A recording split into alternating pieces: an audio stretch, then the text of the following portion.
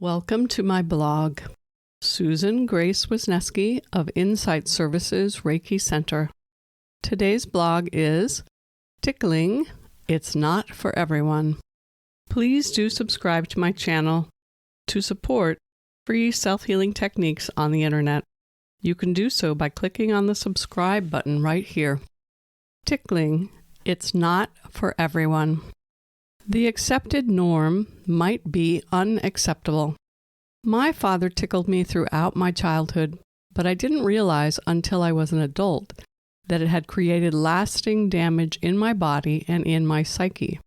Tickling was one acceptable way for fathers to show their love to their children in the 1950s and 60s. But as it turns out, tickling is not for everyone. As I've done more research on the subject over the years, I've discovered that there are healthy and unhealthy ways to be tickled. In some situations, children like light, moving touch on their arms or head, which actually relaxes them and helps them go to sleep. When loving touch is missing. As a little girl, I wanted to be loved by my father and feel connected to him. The main way this happened, though, was by him tickling me. As a young mother, I learned from my first alternative therapist that being tickled could also be categorized as abuse. Initially, I was shocked at the suggestion as it had never occurred to me. She then asked me how it felt to be tickled. Upon reflection, I realized that in the moment I had hated it. And I hated being tickled. I hated being held down by my father so that he could tickle me. Confusing responses to being tickled. The laughter of a child seems to give the parent permission to continue tickling. Even though I might have been laughing, that was only because tickling can cause a nervous laugh to occur. There are numerous articles on this topic. Tickling responses are more complicated than we realize, where smiles and laughter are actually automatic fight and flight responses that don't reflect how the child truly feels in the moment. These responses can be easily misinterpreted as enjoyment instead of the panic they really portray. Healthy versus unhealthy. In most areas of life, we define shared activities as healthy when they are cooperatively accepted. That means both parties agree to the shared activity. Typically, when one person says, "No, I don't want to do that," then it's best to honor the request and not do it. Healthy tickling could be defined as actions that are soothing and not overexciting, that the child agrees to receive, i.e., gives permission to receive. Some light moving touch has been helpful to children going to sleep. Only with permission. It is important to recognize when tickling is healthy and when it is unhealthy. Similarly, in situations where tickling is concerned, there needs to be common agreement. When it is impossible to understand whether someone gives permission to be tickled or not, perhaps it's best to err on the cautious side and to not violate free will inadvertently. Commonly, babies and small children are rarely given a voice or a choice in the matter. Tickling made me feel unsafe and controlled. Being tickled as a young child made me feel unsafe, controlled, and dominated by someone else. Loss of free will is not enjoyable. My dad's tickling was a paralyzing experience each time. Even if I begged my father to stop, he rarely did.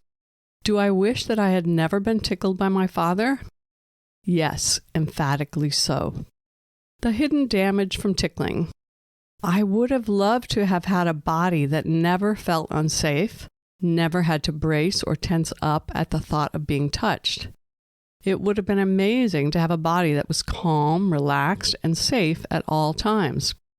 Unknowingly and unintentionally, my father took that away from me. I don't think he would have tickled me if he had realized the damage it was causing. Most babies are born being incredibly flexible. I'd like to think I was at one point.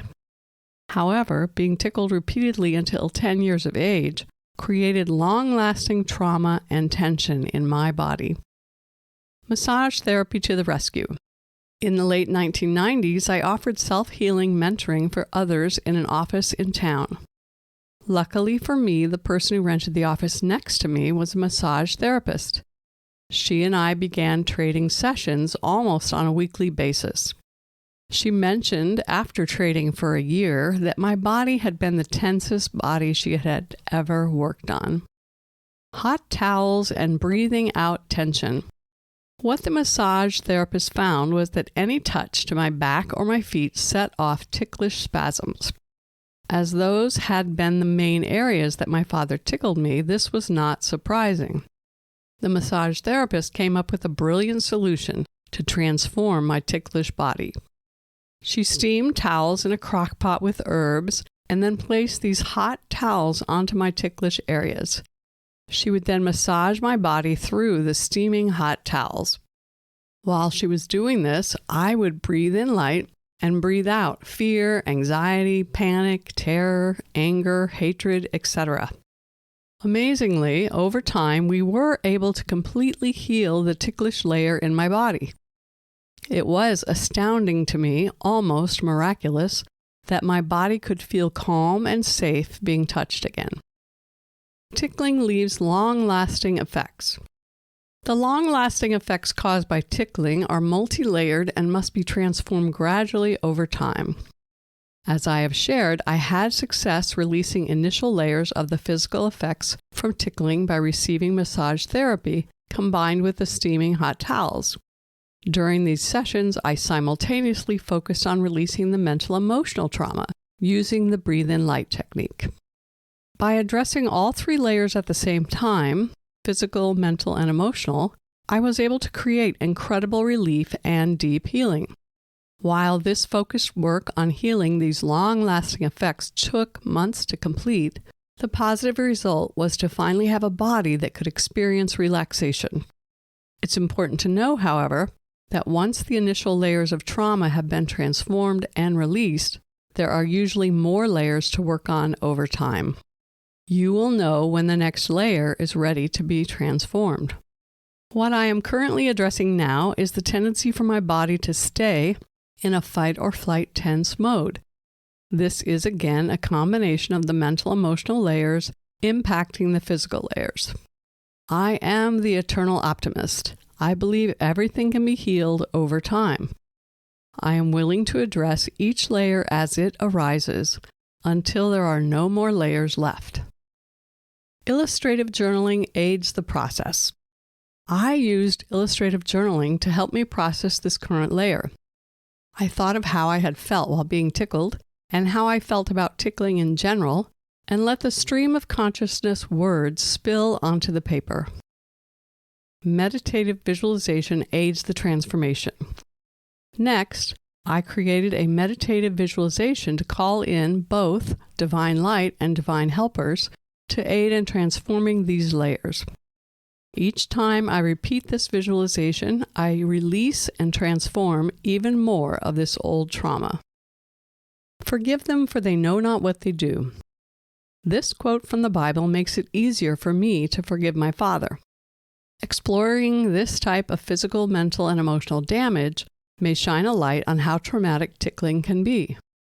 Helping others realize that there are safer, more appropriate ways to interact with children is imperative. All types of trauma have physical, mental, and emotional layers. The long-lasting effects of most trauma will be gradually transformed by using the accepted therapies with additional focus on bodywork sessions and the breathe-in light technique. Transforming the trauma brings hope. I know when I ask for help from the divine, God, the universe, and all the healing energies of love and light, anything can be transformed. I hope that you find this to be true in your own life. In my next blog, I offer a guided visualization to transform trauma. Whether you were also tickled against your will as a child or are struggling from the after effects of other trauma, this visualization may provide just the help you are looking for.